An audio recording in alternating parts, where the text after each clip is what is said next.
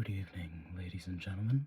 As always, thank you for tuning in. Today, with the help of my trusty whiteboard here, I'd like to explain to you the NBA Draft Lottery, as on May the 10th, the Draft Lottery will be taking place, and I would also like to explain the new system that a lot of the insiders are saying is going to replace this current system starting next year at the earliest. So let's first get into how the lottery is structured.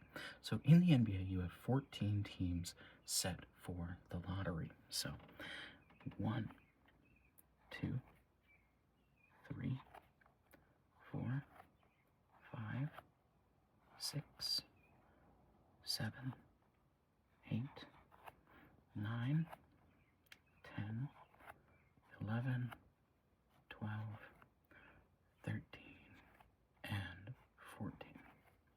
So you have 14 teams participating in the lottery, and each team has a different percentage chance to win the lottery and wind up right here at the top. So the first three have the same odds of 14.0%. And this is a change that only took place within the last decade. It used to be that the worst record in the NBA had a 25% chance of winning the lottery. They have since, quote unquote, flattened the odds to more evenly distributed, I guess. I didn't actually find out what the exact reason was for the flattening, because this is well before I ever really cared about the NBA, so not sure what it was like before 2018 or so when I really started to watch. So 14% for the top 3 picks as well. It's important to note the top 3 picks in this format can fall no further than 5th. Okay, so these top 3 teams here are guaranteed to pick in the top 5 at minimum. Okay? Very important to note. That will come up later. Our next 2 picks, number 4 and 5, have the same odds as well, 11.5%. 5% for both 4 and 5. Again, the protections that these 3 guys have up here at the top, 1, 2, and 3, of falling no further than 5th, as far as I'm able to understand it and figure out, 5 and 4 do not have those protections. You could have 11%, odds to get the 1 seed, projected to be the 4th pick in the draft, and you can fall all the way to 14, as far as I'm aware. If you know more than I do about this system, granted, I don't know a lot, I've just been researching it for the last 2 days, you can feel free to correct me in the comments, but I could not find any information that said these 2 picks have that same luxury that the top 3 do.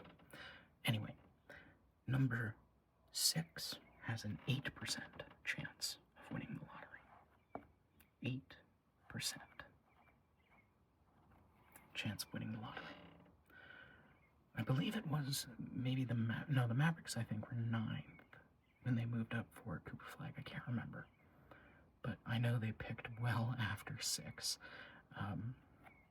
when they moved up to number 1. So that was very interesting.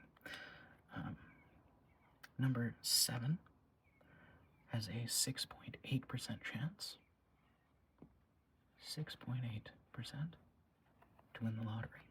Number 8, falling slightly behind, has a 6.7% chance of winning the lottery. Number 9, this is where the odds really start to get lower, is a 4.5, sorry, I had that the wrong way, 4.5% chance to win the lottery. And again, this is what made that jump from the Dallas Mavericks 2 years ago so stunning, is they picked below this line here. So many things could be said about that if you're the conspiratorial type. Number 10, 3.0 chance. Number 11, 2.0. Number 12, 1.5%.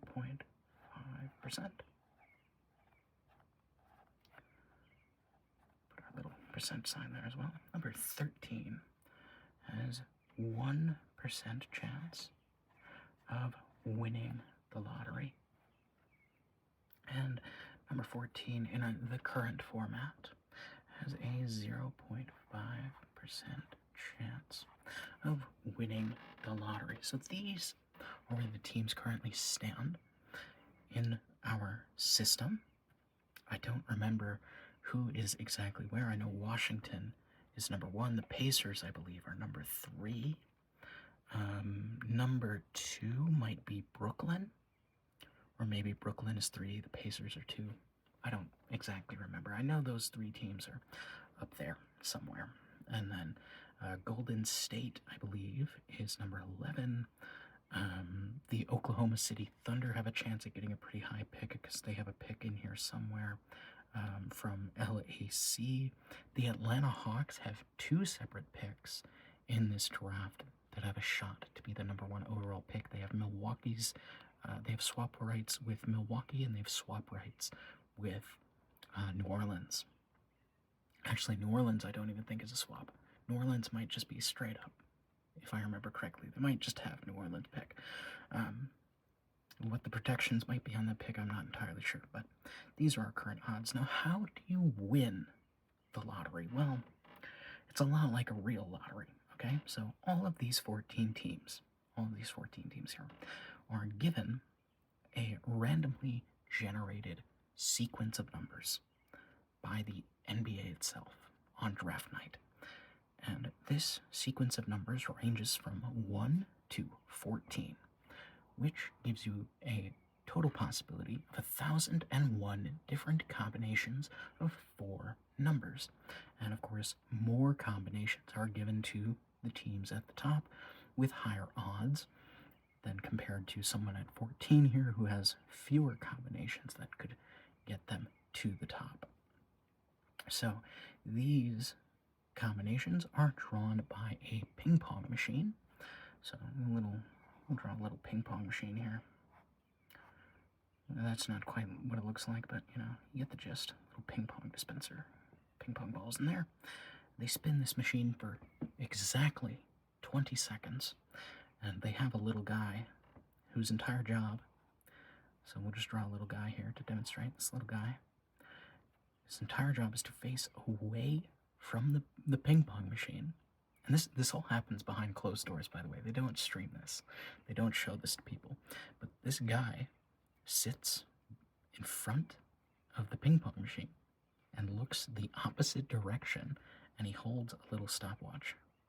He's got a little stopwatch in his hands. And he looks away, and he raises his hand. He raises his hand like this. He raises his hand, and he says, "Stop." And then the machine stops, and a ball comes out. And let's say, for example, number 2 here. We'll say number 2 has a sequence of 3, 9, 12, and 4. We'll say that's their sequence. And let's say this ping pong ball comes out of the machine, and this ping pong ball is 3. They'd get pretty excited, wouldn't they? Now let's say number 12 here. Number 12 has a sequence 3, 6, 8, and 14. This is the sequence for number 12. So, first ping pong ball comes out. Ping pong ball is number 3. Ping pong ball number 2. Ping pong ball number 2 comes out. Ping pong ball number 2 is a 6. Oh, the drama. But of course, our buddies up here at number 2, they have other sequences than just this. So then they'd go route through any sequences. They'd look for a sequence that starts 3, 6, okay? And then maybe, some of these other teams, their sequences start with all 5s or all 9s or something like that, So it works a lot like a regular lottery would, as you might expect, but we don't get to see this. Actually, we don't get to see the drawing of the ping pong balls anymore. So we don't know the exact distribution of sequences, anything like that, but there are 1,001 combinations. One of them is thrown out at random, and then they get 1,000 combinations, divvy them up among these 14 teams. You get a 4-number sequence. You draw ping pong balls 4 times. A little man with a stopwatch raises his hand and tells you it's been 20 seconds. Stop the ping pong machine immediately. And then subsequent ping pong balls after the first, after this number 3 here, they spin the machine again for exactly 10 seconds and no further. Okay, this guy's job over here, we'll call him Tim. This is Tim. This is Tim right here. Tim has a very serious job, okay? The NBA is a very serious league. This is the timekeeper for the ping pong machine. We must respect him, okay? So that is how the current lottery system works. Now we're going to get into the proposal that was leaked on how this lottery system is going to change. So I hope you've memorized all of this, because all of it is being completely erased. Yes, the entire system. No more sequences, no more lottery numbers.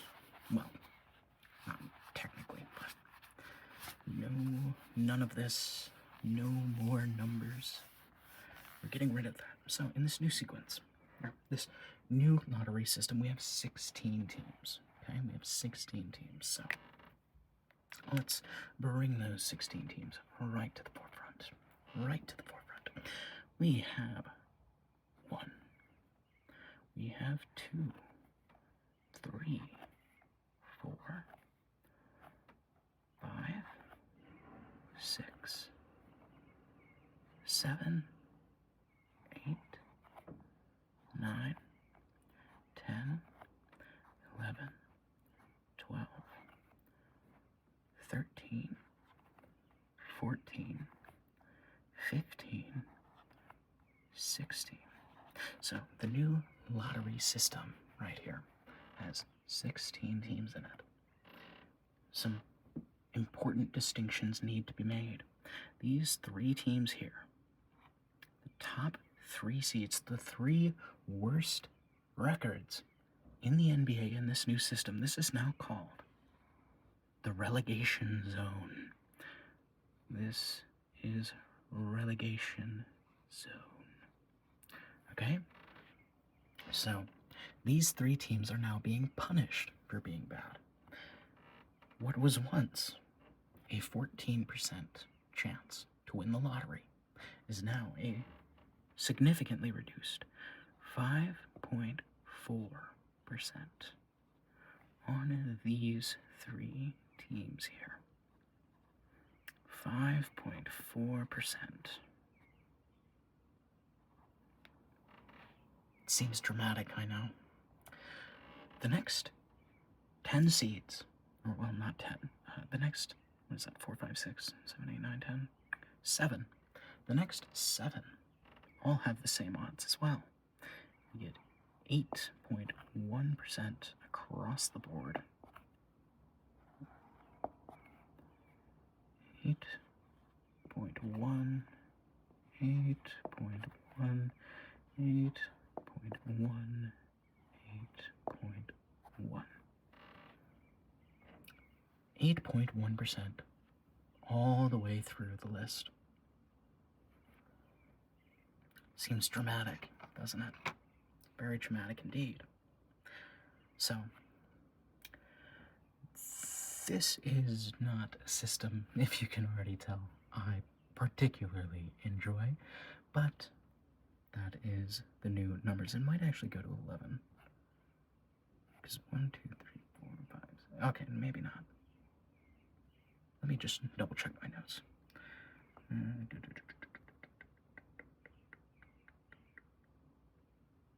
Okay, no, I do have it right. So, 11, 12, 13, and 14 have the same odds as the 3 worst records in the NBA.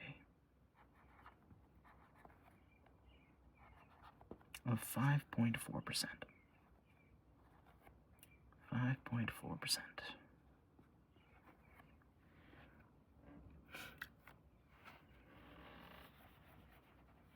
5.4% from 11 to 14. 11 to 14, 5.4%.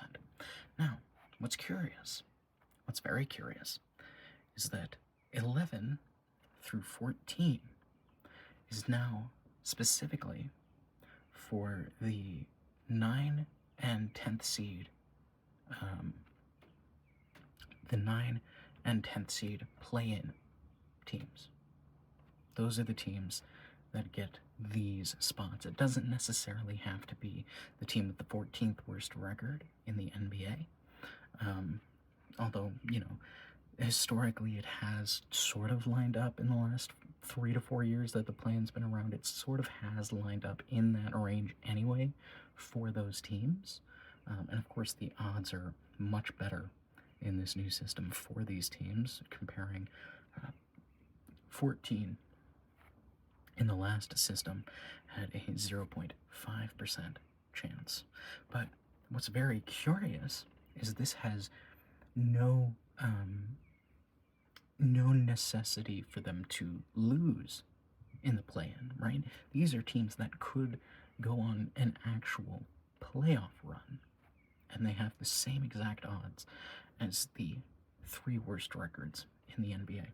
Now, of course, the NBA lottery here in this example has been expanded to 16 teams. Now, expansion of the lottery as a whole, I'm not necessarily against, because with all the talk of NBA expansion that's been going on over the last 18 months, I kind of figured they would do this anyway. But what is something that I am not particularly fond of is that 15 and 16 are designated for the team that loses the 7 and 8th play-in game. So the 7th seed and the 8th seed in both the East and the West will get the same percentage chance of getting the #1 overall pick in the NBA draft. Those odds are 2.7%. So 2.7% for the loser of the 7 and 8th play-in game. And again, these are teams that could go on, theoretically, a decent run in the playoffs. Of course, we haven't exactly seen that yet, but it's not out of the realm of possibility. I think even just this year, the 8th-seeded Orlando Magic took the #1 seed Detroit Pistons to a Game 7. The Philadelphia 76ers, who I believe are the 7th seed right now, just knocked off the Boston Celtics. So it's not entirely out of the question that you could have teams here that make playoff runs and still have shots at the #1 overall pick. And you can see kind of what their ideology is here, right? They want to reduce tanking by incentivizing the play-in, basically. They want to incentivize teams to make the playoffs and, quote-unquote, reward them for that. But the way that I see this system, personally, I don't want to push any narratives onto you. I want you to draw your own opinions here. But just to give my take on this, I see this as a much, much worse system, solely for the fact that you're punishing teams for being bad. And a lot of the times, that's not necessarily because of tanking, right? Like, the teams that are tanking are just going to tank more strategically, right? The teams that are tanking are just going to eye themselves for one of these rows, right? And you're still going to get a bunch of teams that are deciding to lose basketball games on purpose. But these teams, who might just suck, plainly, whether that's due to bad owners or bad drafting or no development or whatever, the bad teams get the worst of it, and they're probably just going to stay perpetually bad. Now, before we get into how exactly this new system works, there are some stipulations, right? So, should a team in this new system win the #1 overall pick, they are no longer able to win that #1 overall pick the following season. As well, the top 5, okay, 1, 2, 3, 4, 5, if you pick in the top 5, you are not allowed to do that in 3 consecutive seasons in the new proposal. As well, here's another little caveat. Picks 12 through 15 can no longer be protected. You cannot put protections in the 12 to 15 range in this scenario. So those are all the new stipulations and caveats with this system. Here's how it actually works. Again, we have our little ping pong machine. So this is our ping pong machine, right? It's got our little ping pongs in it. But instead of each team having a sequence of numbers, like a traditional lottery, they have a number of balls in the ping pong machine, right? So you may see these numbers here, these percentages. These determine how many balls you have in this machine. So 5.4% here, 1, 2, 3, 13, 14, 11, and 12. These 5.4% teams, 5.4% is 2 balls, okay? You get 2 ping pong balls in our machine. Conversely, you divide this number. 5.4 divided by 2 gives you 2.7. So 2.7, you get 1 ball in the ping pong machine. Everyone else, from pick number 4 all the way to pick number 10. Some of you who are better at math may have already guessed this, but 8, I'm struggling to draw an 8 all of a sudden. 8.1% is 3 balls in the ping pong machine. This is aptly named the 3-2-1 system. That is the new lottery proposal for the NBA Draft Lottery. I hope that you did enjoy this video. I hope you found it informative. I thank you very much for watching. I hope to speak with you all again soon, and goodbye for now.